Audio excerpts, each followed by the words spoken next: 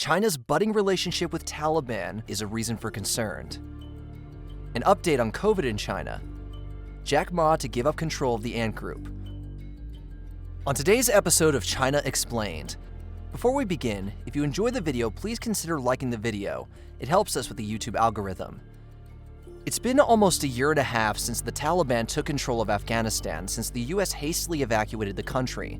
Since then, the country has faced severe criticism from the West, but China has seized the opportunity and embraced the Taliban with open arms. The CCP's official statement has downplayed all the concerns that the West has. For example, the CCP states no member of the terrorist group is in position of power in the government. Anyone with half a brain cell knows that that is far from the truth, as no one launches a coup to not eventually rule the country. The Chinese side also suggests inclusivity in Afghanistan based on ethnicity and political parties, given regional concern for long-term stability. This also is a hilarious notion given the track record of both parties. But when the CCP is questioned about the Taliban's radical Islamic policies is raised, the reporters are met with crickets and the outspoken wolf warriors are completely silent. But the relationship between China and the Taliban is not all hunky-dory, as the Taliban's concerned with the treatment of the Uyghur Muslims in the Xinjiang region. And this is how you know you have screwed up when even the Taliban, one of the world's most despicable terrorist organizations, questions how you treat your citizens. Although, to be completely transparent, with how much they care for the citizens, the concern stems not from the treatment of the people. The Taliban doesn't approve of the ill treatment of the Muslims in the region, as a lot of them could trace back their lineage to Afghanistan and Mongolia. But nevertheless, the Taliban and CCP are getting along just fine, and both parties have settled on an oil deal with a Chinese company. On January 5th, the Taliban held a televised ceremony heralding the signing of the group's first international agreement since taking over in August 2021. The agreement signed is for the exploitation of oil reserves in Afghanistan's north. The Chinese ambassador of Afghanistan, Wang Yu, praised the signing, saying, "The Amu Darya oil project is an important project of practical cooperation between China and Afghanistan." He went on to say, "The progress of this project has created a model for China-Afghanistan cooperation in major projects in energy and other fields." The contract entails Xinjiang Central Asia Petroleum and Gas Co. investing $150 million in Afghanistan, increasing to $540 million in 3 years for a contract duration of 25 years. This means the Chinese government is funneling huge amounts of money into a country run by terrorists with countless human rights violations to fulfill their greed, push their agenda against the West, and meet the huge requirement for fossil fuel. Because even though the CCP claims they are the leader in green energy, but they still are hugely reliant on fossil fuel to meet its energy requirements.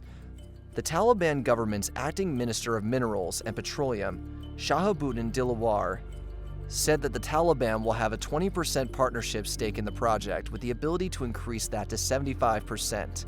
He said the first 3 years of the project would be exploratory. They then went on to claim that at least 1,000 to about 20,000 tons of oil are expected to be extracted. This falls in line with China's debt trap diplomacy, in which the CCP gives a huge amount of money to a country, and if they are not able to pay it back, they take advantage of the country by taking control of their important ports and airports as a form of repayment to spread their influence in the region by stationing their military in those areas. A good example of it would be the Hambantota port in Sri Lanka. But I have my doubts about them successfully pulling this strategy off, as previously they dealt with governments that were justly elected, or at least partook in some form of election. But this is a completely different game, as they will be dealing with a terrorist organization. But I digress. The oil would be processed inside Afghanistan, and the mining minister suggested the Chinese company would build a refinery. Back in December 2011, state-owned China National Petroleum Corporation signed a similar contract with the former Afghan government. It was estimated at the time that the Amu Darya Basin held up to 87 million barrels of crude oil, where they were expected to produce 25,000 barrels a day by the end of 2013. But instead, by August 2013, work has been halted and Chinese staff left the country, reportedly to save money as Kabul continued to negotiate with Uzbekistan on transit issues. Little was said about the project thereafter. The new deal resembles the previous one, a 25-year contract with big expectations of an economic windfall. And yet the challenges that likely derailed the previous project remain relevant, joined by the unique difficulties Afghanistan's current government faces. Afghanistan has tremendous potential as they have an abundance of resources that can amount to trillions of dollars. But the reality is that the instability of the government could result in difficulties in the pursuit of riches. Before we get to what the CCP is doing with the Ant Group and Jack Ma, let's first see what's going on with the COVID situation in China. After the surprise policy reversal by President Xi Jinping's administration, it left some previously apolitical people feeling deeply embittered by their leaders in Beijing. There have been clear signs of dissatisfaction with authorities, especially since the zero-COVID reversal occurred so soon after the CCP's 20th Congress in October, where the CCP championed itself on the superior handling of the pandemic. But the hasty dismantling of the zero-COVID policy has divided the population into two distinct groups, one who are physically strong and one who is weak. What unites the two groups is the mutual confusion and frustration directed towards authorities over their handling of the pandemic. A 46-year-old from Chengdu, who has wanted to remain anonymous, was not fond of the ceaseless COVID restrictions either, but he believed they served a greater good, and the sentiment is shared by many people in China.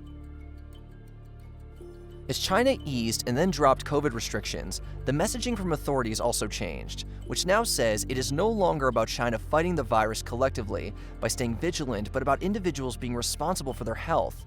But people think that the rhetoric changed too quickly. But still, a lot of people are happy and are willing to travel abroad, and the sentiment is shared by Willie Walsh, director of the International Air Transport Association. He, alongside the CCP, has criticized the decision of multiple countries that have imposed mandatory testing on travelers coming from China and are limiting the number of flights coming from China. Walsh said, "It is extremely disappointing to see this knee-jerk reinstatement of measures that has proven ineffective over the last 3 years."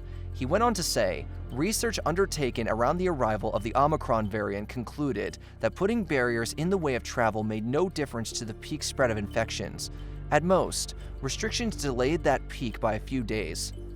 Now, what the Chinese government and Mr. Walsh failed to realize is that China has refused to share any information regarding the situation of COVID in the country.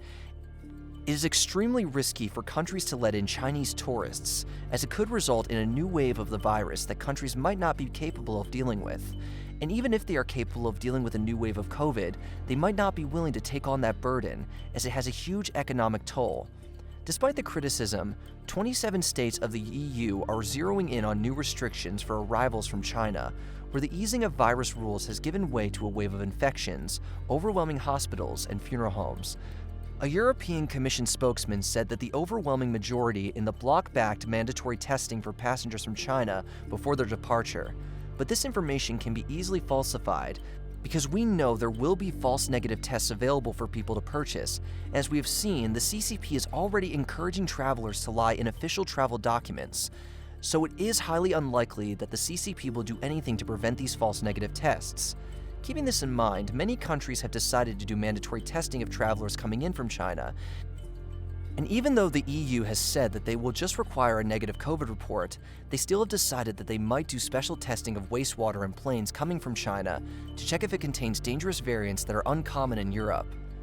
The European Union has urged member states to test wastewater from flights originating from China in response to a new wave of COVID-19 infections ripping through the world's most populous country. But the sad part is that it is up to the members' countries to implement these rules, and many countries that have a good relationship with China might refuse to do this due to political pressure and persuasion from China. It is something that we'll have to wait and see, as it is tough to speculate what decision countries might take. In the meantime, let's discuss what happened with Jack Ma and the Ant Group. If you're unaware, the Chinese billionaire disappeared by the CCP for almost 3 months. Before disappearing, Jack Ma had made his last public appearance in late October of 2021 at a forum in Shanghai. During the October 24 event, Ma criticized China's regulatory system for stifling innovation and compared the country's banks to pawn shops. Needless to say, Ma's speech didn't sit well with the Chinese government, and they cracked down on his business empire. First, the massive $37 billion IPO of his Ant Group was stopped by Chinese authorities, who also asked Ant Group to revamp its lending business to meet the capital requirements. A few months later, an anti-monopoly investigation was launched against the Alibaba Group in December. In more recent news, Ant Group's founder Jack Ma will no longer control the Chinese fintech giant after the firm's shareholders agreed to implement a series of adjustments that will see him give up most of his voting rights.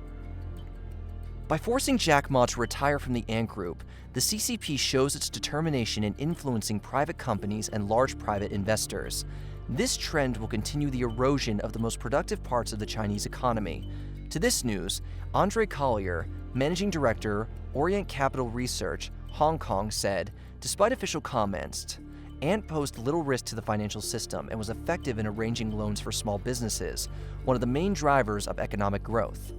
This move also ensures that the CCP will have complete ownership and oversight of data, along with having complete control over the company without having to worry about an outspoken leader at the company's helm.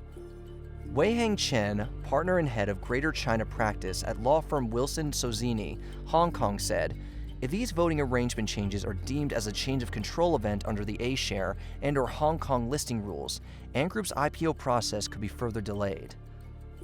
We believe this event marks the end of economic growth for China. If a country stifles innovation because of an outspoken CEO before too long, they are bound to stumble and fall. If you enjoyed the video, then please consider liking the video and comment down below if you have any feedback for us. Please subscribe as well, as we post new videos about China every week. Until next time, goodbye and take care.